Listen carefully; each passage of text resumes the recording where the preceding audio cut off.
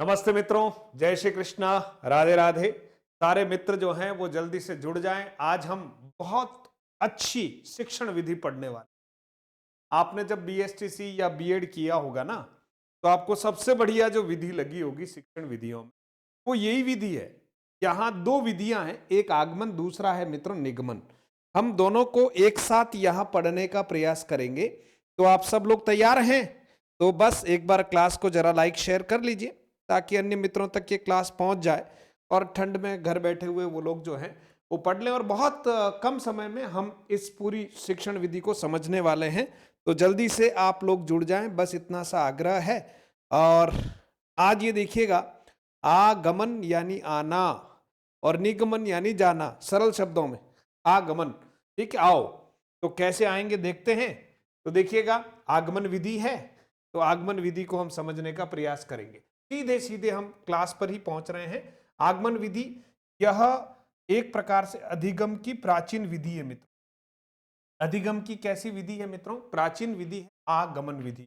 और आगमन विधि में परिभाषाएं, चरण, सोपान, शिक्षण सूत्र, गुण, दोष, इन सब को हम पढ़ने वाले हैं। ठीक है मित्रों। तो शिक्षण की एक प्राचीन विधि है आगमन विधि, जिसके द्वारा जो है प्रायः अध्यापक जी जो है, आचार्य जी जो है वो शिक्षा अपने बच्चों को पढ़ाया करते थे। आइए, आगमन है क्या? सबसे पहले तो आगमन विधि के प्रवर्तक कौन है? महत्वपूर्ण प्रश्न बनता है। अरस्तु, ध्यान देना। और इस आगमन विधि का प्रयोग किसके लिए किया जाता था? व्याकरण शिक्षण के लिए इस विधि का प्रयोग प्रमुखता से किया जाता था। किसके लिए? व्याकरण शिक्षण के लिए। छोटी कक्षाओं, अब छोटी कक्षाओं का मतलब यहां प्राथमिक और उच्च प्राथमिक कक्षाओं के लिए ये सर्वाधिक उपयुक्त है ना। बाकी उच्च कक्षाओं में भी ठीक है, कहीं कहीं किसी टॉपिक को पढ़ाने में, लेकिन इसमें समय थोड़ा ज्यादा लगता है, इसलिए प्राय ये प्राथमिक और उच्च प्राथमिक कक्षाओं के लिए उपयुक्त है। अब यह विधि किसको, आगमन विधि किसको कहते हैं? तो आप देखिए, वह विधि जिसमें अधिगम करता, अधिगम करता का मतलब छात्र, बालक, अधिगम करता किसी उदाहरण या आंकड़ों, तथ्यों की सहायता से किसी निष्कर्ष, नियम, सिद्धांत तक पहुंचता है, उसे आगमन विधि कहते हैं। यानी बहुत सारे उदाहरणों से बच्चा अगर किसी एक नियम या निष्कर्ष तक पहुंचता है, तो निष्कर्ष पर पहुंचने वाली यह जो विधि है, निष्कर्ष पर पहुंचाने वाली ये जो विधि है मित्रों, ये विधि क्या कहलाएगी? आगमन विधि। तो पहले इसमें तथ्य हैं, आंकड़े हैं, उदाहरण है, और उन आंकड़ों, तथ्यों, उदाहरणों में कंपैरिजन है, तुलना है। उसके पश्चात जो है जनरलाइजेशन करते हैं, सामान्यीकरण करते हैं, और फिर हम पहुंचते हैं किसी नियम सूत्र की तरफ। तो ये विधि जो है मित्रों को क्या कहलाती है? आगमन विधि कहलाती है। फिर आप देखिएगा, यंग के अनुसार किसी विधि में बालक विभिन्न स्थूल तथ्यों के आधार पर अपनी मानसिक शक्ति का प्रयोग करते हुए किसी विशेष नियम या सिद्धांत पर पहुंचता है, उसे आगमन कहते हैं।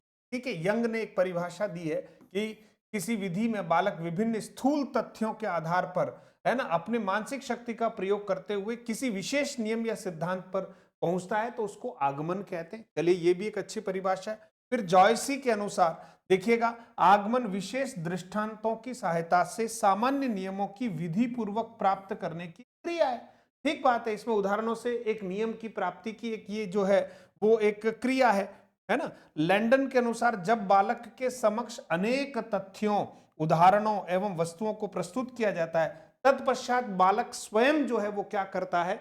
उन तथ्यों के आधार पर सामान्यीकरण करता है या किसी निष्कर्ष पर पहुंचने का प्रयास करते हैं, तब वह विधि आगमन कहलाती है। ठीक है मित्रों। तो आगमन विधि कुल मिला के बहुत सारे उदाहरण, जैसे हम संधि पढ़ा रहे हैं बच्चों को, ठीक है, अब संधि में हमें दीर्घ संधि समझानी है, तो हम चयनित 5-25 उदाहरणों को बच्चे के सामने रखने वाले हैं। ठीक है, संधि विच्छेद हम उसको बताने वाले हैं। उसके पश्चात अगर हमें दीर्घ संधि के सूत्र की को निर्मित करना है, तो एक जैसे उदाहरण जब हमने बच्चे के सामने रखे, तो बच्चा उन उदाहरणों में ये बात निकालने का प्रयास करेगा कि कॉमन बात क्या है।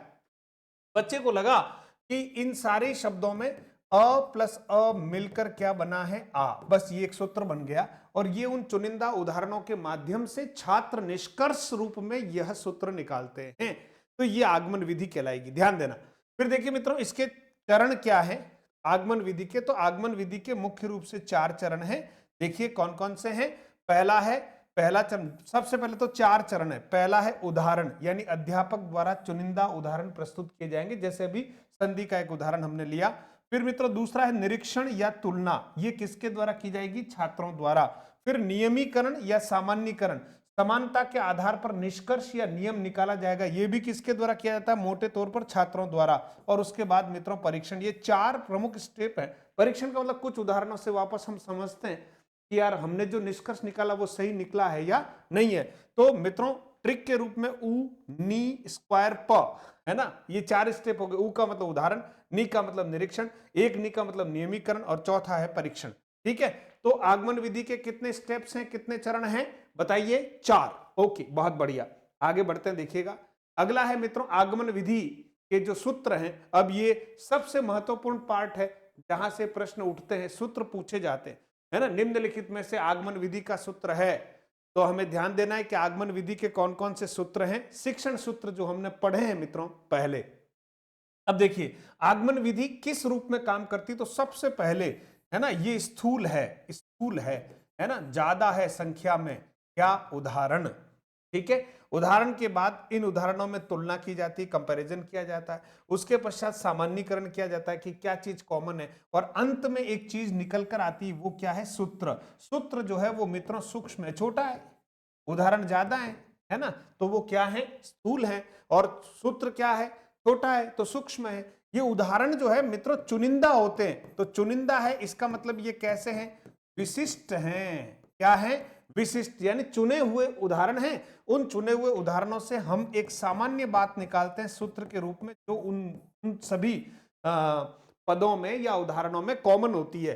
तो विशिष्ट से सामान्य की ओर है, स्थूल से सूक्ष्म की ओर है। और मित्रों शुरुआत हम उदाहरण से करते हैं, तो उदाहरण से शुरू करके हम कहां तक पहुंचते हैं? नियम की तरफ पहुंचते हैं। तो तीसरा सूत्र है मित्रों यहां उदाहरण से नियम की ओर। तो सूत्र कौन कौन से हैं पक्का करें, ये परीक्षा में प्रश्न कई बार आया है, इस बार भी आएगा। उदाहरण से नियम की ओर शिक्षण का प्रयोग किसमें? आगमन में। ठीक है, विशिष्ट से सामान्य की ओर शिक्षण सूत्र का प्रयोग किसमें किया जाता है? आगमन विधि में। स्थूल से सूक्ष्म की ओर शिक्षण विधि का प्रयोग किसमें किया जाता है? आगमन विधि में। फिर आगे देखेंगे ज्ञात से अज्ञात की ओर। क्या है मित्रों? ज्ञात से अज्ञात की ओर। तो ज्ञात से अज्ञात, ज्ञात क्या है? जो उदाहरण चुनिंदा थे वो ज्ञात हैं, जानकारी में है, लेकिन उन सब में क्या चीज कंपेयर करके हम बाहर निकालेंगे वो अज्ञात होता है। तो नियम अज्ञात था, उदाहरण ज्ञात थे, तो ज्ञात से अज्ञात की ओर। प्रत्यक्ष हमारे सामने उदाहरण है, लेकिन उन उदाहरणों के मध्य एक नियम काम करता है, वो अप्रत्यक्ष से दिखाई नहीं देता है। तो प्रत्यक्ष से प्रमाण की ओर या अप्रत्यक्ष की ओर। मूर्त उदाहरण सामने दिख रहे हैं और नियम दिख नहीं रहा है, अमूर्त की ओर। विश्लेषण यानी 50 उदाहरण है, विश्लेषणात्मक बात है, और उससे फिर एक सूत्र की तरफ गए तो संश्लेषण की ओर। ये कुछ प्रमुख शिक्षण सूत्र में तो ध्यान रखना। तो उदाहरण से नियम की ओर या सूत्र की ओर, ठीक है, विशिष्ट से सामान्य की ओर हो गया, ठीक है, और स्थूल से सूक्ष्म की ओर हो गया। इन सूत्रों को उल्टा करेंगे तो निगमन विधि हो जाएगी, ध्यान देना। ठीक है, आगमन विधि के गुण या विशेषताएं कौन सी है, शॉर्ट में हम इस बात पर भी ध्यान दे देते हैं कि आखिर इस आगमन विधि क्या विशेषता है। मित्रों यह मनोवैज्ञानिक विधि, ये इसकी प्रमुख विशेषता है कि हम बच्चों से ही ये सारी चीजें करवाएंगे, तो एक मनोवैज्ञानिक रूप से बच्चा सीख जाएगा।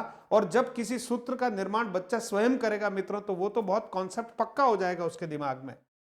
इससे प्राप्त ज्ञान स्थायी होता है, बालक की खोजी प्रवृत्ति को जागृत करती है, छात्रों में निरीक्षण व तुलना करने की शक्ति का विकास होता है। छोटी कक्षाओं के लिए सर्वाधिक उपयुक्त विधि है, छोटी कक्षाओं के लिए सर्वाधिक उपयुक्त विधि है ना, यानी प्राथमिक कक्षाओं के लिए, उच्च प्राथमिक कक्षाओं के लिए सर्वाधिक उपयुक्त विधि है। तर्क निर्णय विचार शक्ति का विकास होता है, सूक्ष्म बुद्धि व सूझ के विकास में सहायक है। छात्र इस विधि सक्रिय रहते हैं, बहुत अच्छी बात, स्वयं निष्कर्ष निकालते हैं अर्थात करके सीखते हैं। व्याकरण शिक्षण के लिए सर्वाधिक उपयुक्त है। उदाहरणों की प्रस्तुति से नियमों की स्थापना होती है।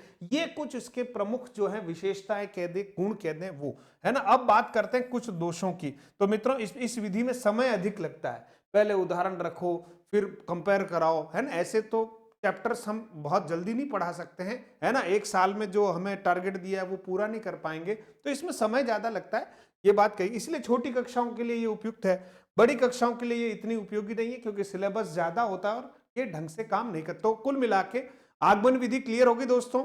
आगमन यानी उदाहरण और फिर धीरे से सूत्र की ओर जाते, आगमन विधि। ठीक है, मनोवैज्ञानिक विधि। चलिए अगली विधि, इसकी जो अपोजिट है उस पर भी बात करते हैं। अभी दोस्त देख लीजिएगा, परिणाम निष्कर्ष हमेशा पूर्णतः सत्य नहीं होते। हर बार जो निष्कर्ष निकाले वो सत्य नहीं हो सकते। अनुभवी या योग्य अध्यापक ही इसका प्रयोग कर सकते हैं। समय पर पाठ्यक्रम पूरा नहीं हो पाता है, छात्रों में अधिगम की गति धीमी व परिश्रम अधिक होता है। इस विधि के अन्य नाम उदाहरण विधि भी है और विश्लेषण विधि भी। आगमन विधि के ही नाम है। व्याकरण पढ़ाने की सर्वाधिक उपयुक्त विधि जो है मित्रों वो कौन सी है? आगमन विधि है। ठीक है मित्रों, आगमन क्लियर। चलिए अब हम इसकी एक सिक्के के दो पहलू है मित्रों। ठीक है, इधर पलटी मारो तो उधर पलटी, है ना, यानी एक सिक्के के दो पहलू है। किधर भी आप पलटी मारो एक दूसरे के पूरक हैं वो, है ना। तो यहां आगमन की पूरक विधि है निगमन विधि, यानी जहां आगमन विधि समाप्त हो जाएगी वहां से निगमन विधि प्रारंभ हो जाएगी। जैसे दिन समाप्त होते ही रात आ जाएगी और रात समाप्त होते ही दिन आ जाएगा, वैसे ही आगमन समाप्त होते ही निगमन शुरू हो जाती। निगमन के सूत्र वही हैं जो आगमन विधि के सूत्र हैं, उनके विपरीत जो है उनको उल्टा कर दे तो निगमन विधि के सूत्र हो जाएंगे। हम कोशिश करेंगे जैसे हमने आगमन पढ़ा है वैसे ही हम निगमन पढ़ेंगे। और ये निगमन विधि जो है आगमन विधि की विपरीत या पूरक विधि है, उसी को हम क्या कहते हैं? निगमन विधि, है ना। तो एक प्रकार से दिन रात वाला उदाहरण, सुख के बाद दुख आता, दुख के बाद सुख आता, आगमन के बाद निगमन है, निगमन के बाद आगमन है। ठीक है, अब देखिए निगमन विधि नियम से उदाहरण की तरफ, नियम से उदाहरण की तरफ। ठीक है मित्रों, नियम से किधर चलेंगे? उदाहरण की तरफ। यानी यहां नियम जो है वो सीधा बच्चे के सामने पहले रख दिया जाता है और उस नियम पर आधारित उदाहरण बाद में रखे जाते हैं। आगमन में उदाहरण पहले रख दिए जाते हैं फिर नियम बनाते हैं, तो यह मनोवैज्ञानिक नहीं मानी जाती है, वो आगमन विधि मनोवैज्ञानिक मानी जाती। तो गमन यानी नियम से हम किधर जाएंगे? उदाहरणों की तरफ गमन करेंगे। ठीक है, तो प्राचीन विधि ये भी, इसके जनक भी अरस्तु ही हैं आगमन निगमन के। विशेषतया व्याकरण शिक्षण के लिए इसका भी उपयोग किया जाता है, उच्च कक्षाओं के लिए प्रयुक्त है ना, क्योंकि सीधा ही, है ना, अ प्लस अ इज इक्वल टू आ, अगर नियम सीधा ही पहले लिख दें और फिर समझाने का प्रयास करें तो ये ज्यादा उपयुक्त नहीं माना गया मनोवैज्ञानिक दृष्टिकोण से। इसलिए उदाहरणों से नियम की ओर ज्यादा मनोवैज्ञानिक है, आगमन ज्यादा मनोवैज्ञानिक है ना। और आगमन निगमन दोनों से ही व्याकरण शिक्षण करवाया जाता है। निगमन विधि जो है मित्रों उच्च कक्षाओं के लिए उपयुक्त है, ऐसा माना गया है। चलिए परिभाषाओं की बात करते हैं। वह विधि जिसमें अध्यापक सबसे पहले विद्यार्थी या अधिगमकर्ता को नियम बताता है, बाद में विभिन्न उदाहरणों द्वारा उसे स्पष्ट करता है, उसे निगमन विधि कहते हैं। लैंडन के अनुसार वह विधि जिसमें नियम व सिद्धांत पहले बताकर उसे तथ्यों व उदाहरणों के आधार पर सिद्ध किया जाता है, उसे निगमन विधि कहते हैं। ठीक है, यानी पहले नियम, है ना, a प्लस बी का whole square is equal to, है ना, ए स्क्वायर प्लस, है ना, वो 2ab क्या करते हैं प्लस बी स्क्वायर, जैसा भी सूत्र है, तो सूत्र पहले रख दिया, अब उस आधार पर सवाल बाद में हल कराए जाते। ठीक है मित्रों, तो ये कुल मिला के नियम पहले उदाहरण बाद में, इतना सा याद रखो, बाकी ठीक है। वर्दीमर कहते हैं शिक्षण सूत्रों की उदाहरणों द्वारा पुष्टि विधि। थॉमस एम रिस्क कहते हैं अज्ञात सूत्रों या सिद्धांतों को प्रायोगिक सिद्धांतों द्वारा प्रकाश में लाना ही निगमन प्रणाली है। निगमन विधि के रूप की बात करें तो यहाँ दो रूप हैं, एक है सूत्र प्रणाली, दूसरा है पाठ्य पुस्तक प्रणाली। निगमन विधि के दो रूप हैं, एक है सूत्र प्रणाली, दूसरा है पाठ्य पुस्तक प्रणाली। आगे बढ़ते हैं। देखिए सूत्र प्रणाली में क्या होता है, जिसमें कोई सूत्र बताकर उदाहरण द्वारा स्पष्ट किया जाता है, इसमें कोई सूत्र बताकर उदाहरण द्वारा स्पष्ट किया जाता है। पाठ्य पुस्तक प्रणाली कोई सिद्धांत बताकर शास्त्रीय आधार पर उसकी व्याख्या, कोई सिद्धांत बताकर शास्त्रीय आधार पर उसकी क्या की जाए? व्याख्या की जाए। ये पाठ्य पुस्तक प्रणाली है और सूत्र प्रणाली में सीधा सूत्र बता दिया जाता है। ठीक है, निगमन विधि के चरण सोपान या पद की बात करें तो सबसे पहले नियम या सिद्धांत का ज्ञान, यानी इस चरण में अध्यापक जो है सीधा बच्चों के सामने बोर्ड पर नियम सूत्र या सिद्धांत लिखकर उसको बताता है। यह पहला चरण है, नियम या सिद्धांत का ज्ञान। दूसरा चरण क्या है? नियम सिद्धांत का प्रयोग। इस चरण में अध्यापक उदाहरणों का कार्य द्वारा नियम का प्रयोग करता है, उदाहरण व कार्य द्वारा नियम का क्या करता है? प्रयोग करता है। तीसरा है नियम सिद्धांत का परीक्षण।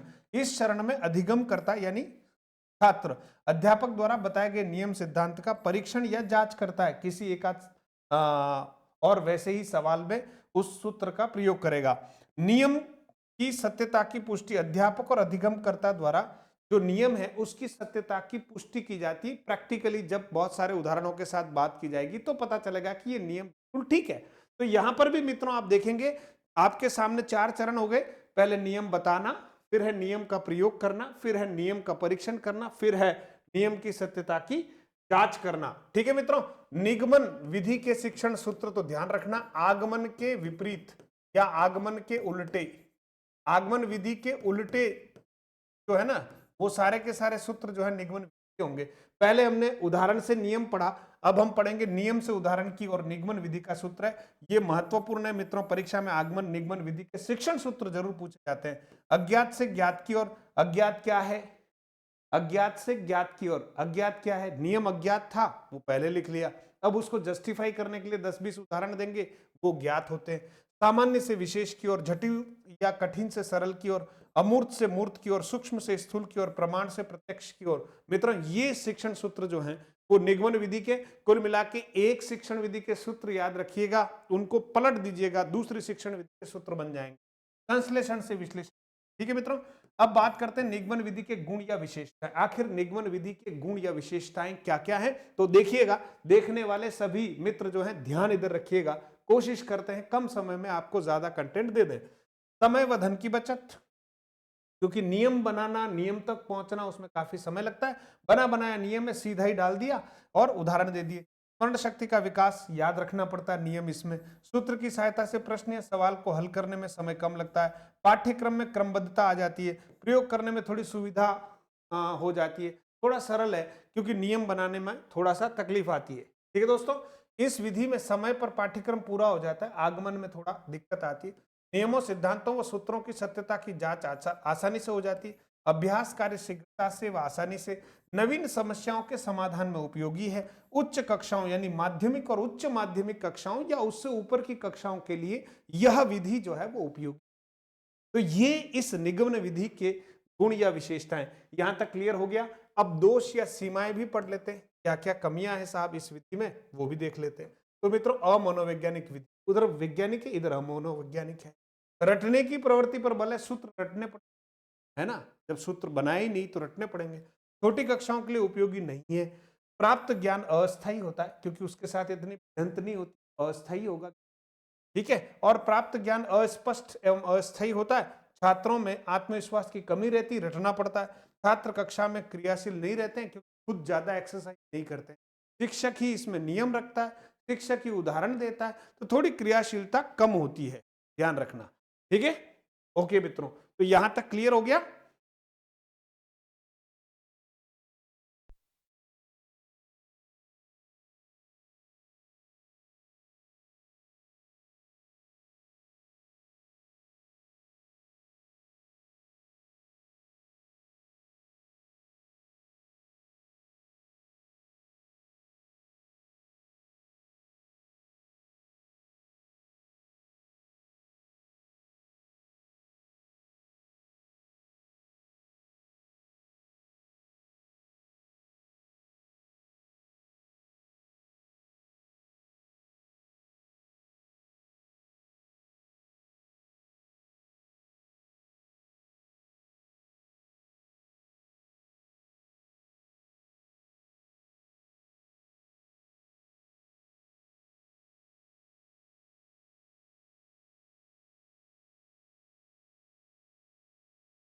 चलिए, तो आगे बढ़ते हैं। देखिए, कुछ प्रश्न आपके सामने रख लेता हूं इन विधियों के संदर्भ में, तो ये भी थोड़ा सा आप एक देख लीजिएगा, आपको थोड़ा आनंद आएगा। मित्रों देखिएगा, निगमन विधि का सूत्र नहीं है, निगमन विधि का सूत्र नहीं है। आखिर निगमन विधि का सूत्र नहीं है वो हमें याद, तो निगमन विधि का सूत्र कौन सा नहीं, ध्यान देना, अज्ञात से ज्ञात की ओर, अज्ञात से ज्ञात की ओर, ध्यान देना। ठीक है, ये तो सूत्र है। फिर देखिएगा, सामान्य से विशिष्ट और, यह ध्यान देना।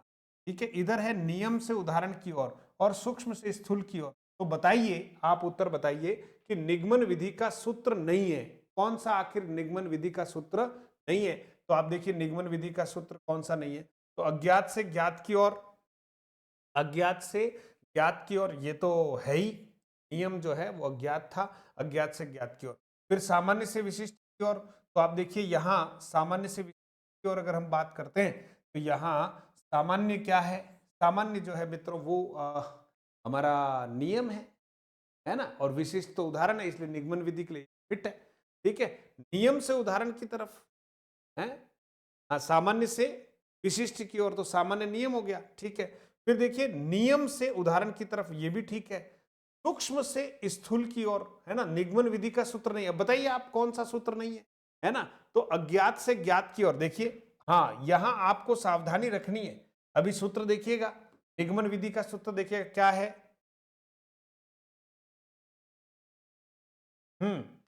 अज्ञात से ज्ञात की ओर है, सामान्य से विशेष की ओर है, विशिष्ट की ओर है। ठीक है, और यहां अब आप देखिएगा, उत्तर दीजिए। तो अज्ञात से ज्ञात की ओर हो ही गया, सामान्य से विशिष्ट की ओर, ये भी ठीक है। नियम से उदाहरण की ओर जाते, ये भी ठीक है ना, और सूक्ष्म से स्थूल की ओर जाते, ये भी ठीक है मेरे हिसाब से। भाई सूक्ष्म क्या है, नियम है, फिर स्थूल की तरफ जाते, तो ये चारों ही ठीक हो गए। तो इसमें कौन सा ठीक होगा बताओ, उत्तर, सही उत्तर बताओ। ठीक है, आप बताइए। नियम जो है वो सामान्य होता है, और हम सामान्य से ऊपर जाते हैं, ये भी।